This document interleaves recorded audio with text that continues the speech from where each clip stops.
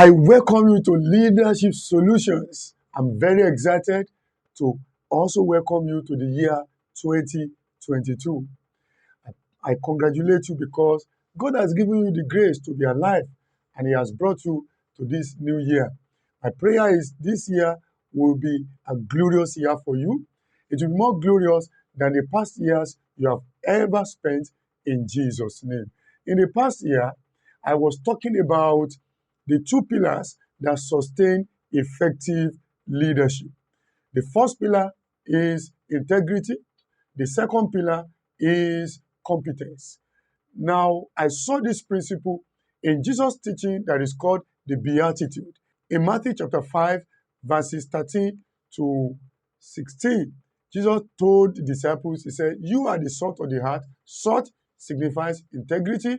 He said, you are the light of the world. Light signifies competence. And without any of these, effective leadership cannot come into place. Without these two pillars, effective leadership is not possible.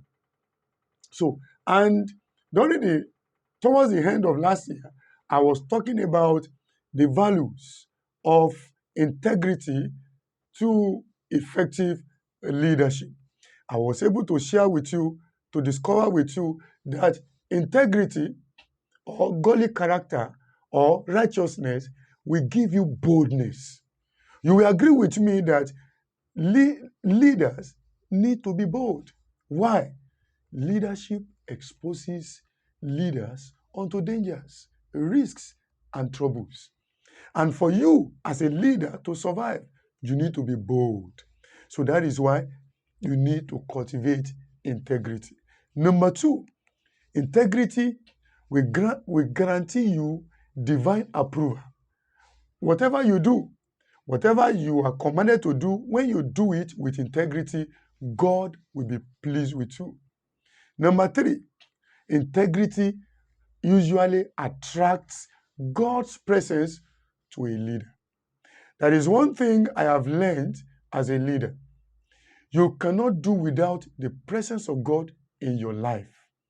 One of the things you must pursue in your life is to ensure that the presence of God is perpetually with you. When the presence of God leaves a man, that man will live a miserable life.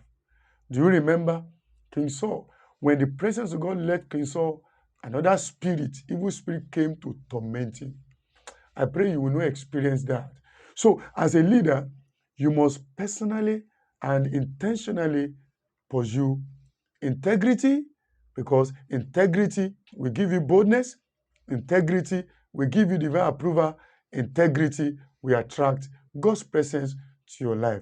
On this episode, I want to share with you another value of integrity, and that is divine lifting. Divine lifting. What is divine lifting? Divine lifting is a situation whereby God assists a man to move from a low level to a higher level in life. Divine lifting is a situation whereby God supplies your life with grace to carry you above challenges, above difficulties, and above situations in life. Divine lifting guarantees you success. Divine lifting will make you to be making progress in everything you do because you are carried, you are lifted on the wings of grace. So the good news is integrity. As you cultivate integrity in your life, you will also experience divine lifting. Is a law of leadership. Is God's principle that cannot fail. You see, that is why when you study some characters in the Bible who pursued integrity in their lives, they experienced divine lifting. Example is Joseph. Joseph was a young man who believed that he must do things right. He must not put his hand into wrong things. And you see, God continued to lift him. Now, from Potiphar's house as a slave, he moved to the prison. Somebody may think, oh, going to prison is like going downward. No, it was divine arrangement for him to get to the palace.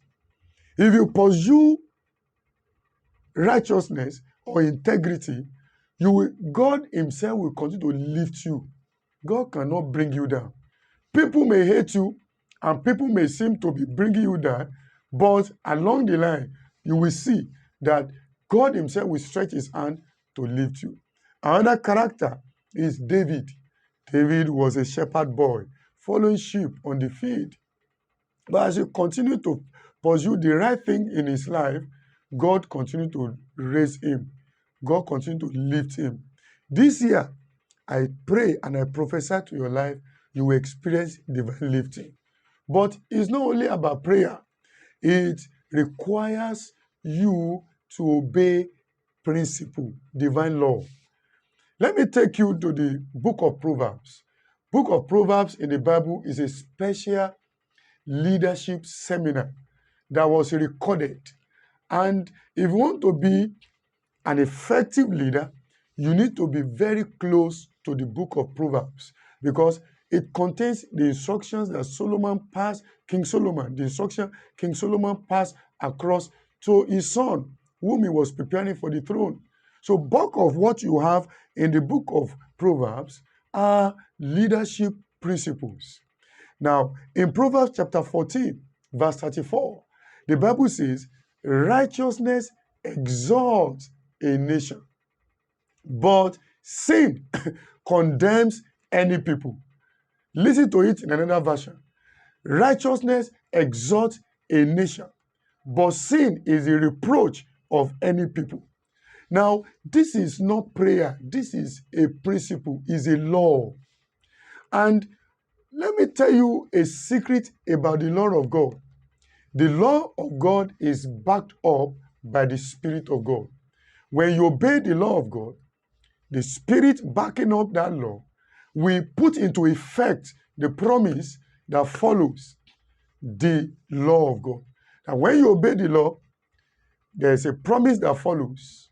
So the Bible says righteousness exalts a nation. So when you cultivate righteousness, the next thing you experience from God, not just from man, is exaltation.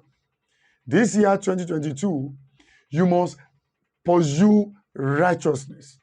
You must pursue integrity. Why? It is because it will exalt you. People who pursue sin, shortcuts, people who do things, they pursue shortcut to get money, they follow shortcut routes to achieve success in life. At the end of the road, they will regret.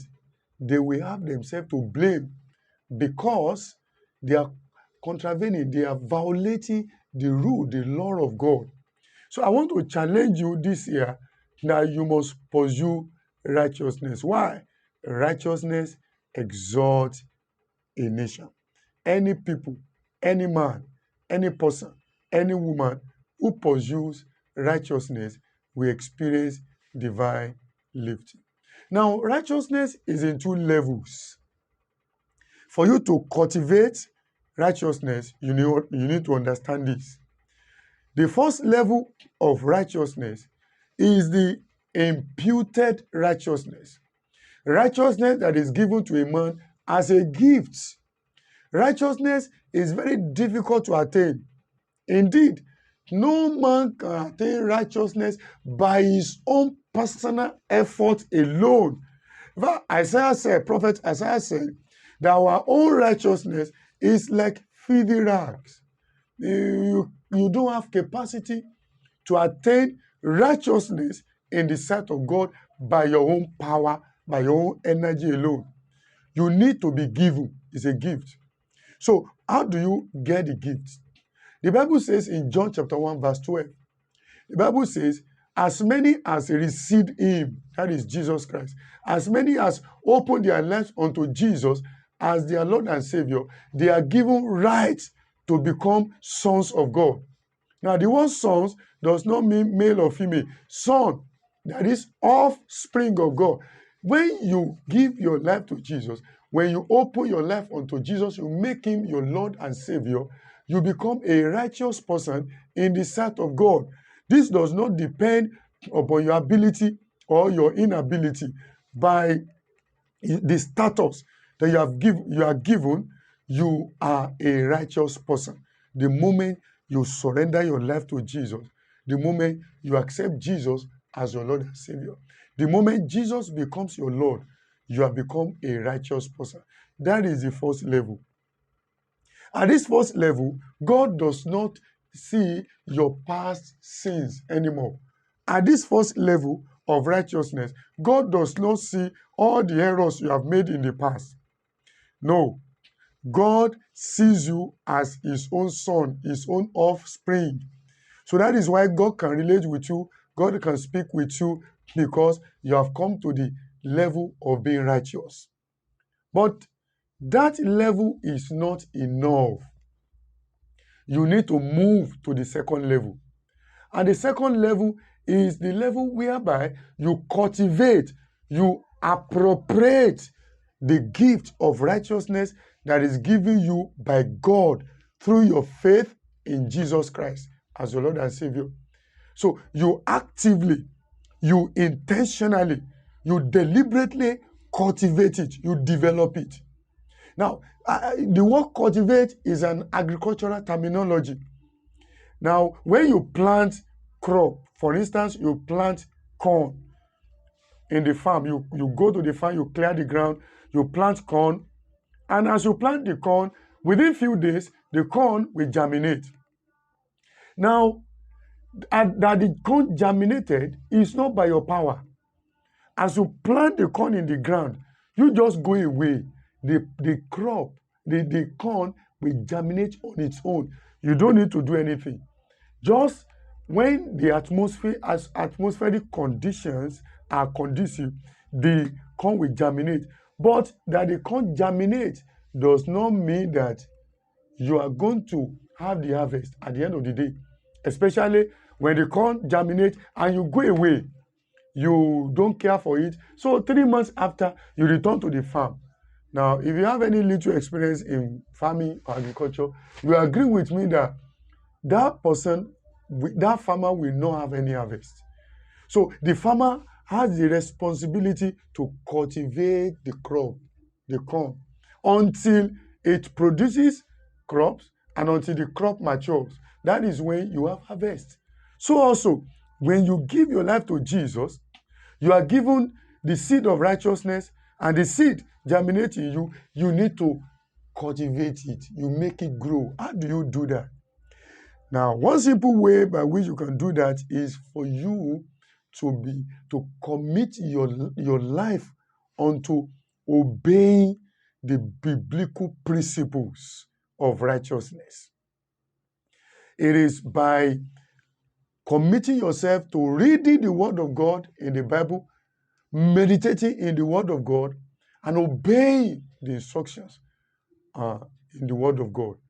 Now, in the book of 2 Timothy, chapter 3, verse 16, 2 Timothy 3:16, the Bible says, all scripture is God-breathed and is useful for teaching, rebuking, correcting, and training in righteousness. My friend, the truth of the matter is, the Bible is put together to help a man become righteous. And so, as you get the Bible, you open the Bible, you read the Bible consistently on a daily basis. You meditate in the content thereof. Then, there is a spirit inside the Bible. Jesus said in John chapter 6, verse 63, he said, the word that I speak unto you, they are spirit and life. They are not just letters. So, beyond, deep down below the text you read in the Bible is contained the spirit of the scripture. The scriptures are a spirit. So any scripture you carry, you meditate, there is a spirit of God in it. So as you commit yourself to reading the scriptures, to meditating in the scriptures, and to obeying the scriptures, you'll be enjoying the fellowship of the spirit of the scriptures. And when you obey the principles of righteousness, that spirit of righteousness will come around to strengthen you.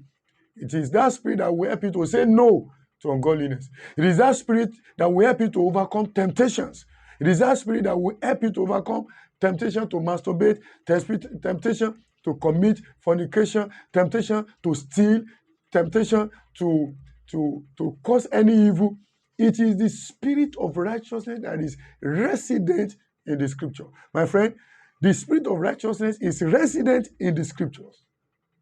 As you get committed to the content of the scriptures, the spirit of righteousness jumps out to accompany you, to help you, to strengthen you, and to help you become righteous. This is the way to appropriate the righteousness that has been given to you as a gift from God through your faith in Jesus Christ as your Lord and Savior. My friend, once again, I say Happy New Year to you. This year shall be a glorious one for you. In the coming episodes, I'll be digging deeper on the mystery of righteousness. I want to help you to understand the principles of God concerning righteousness or integrity.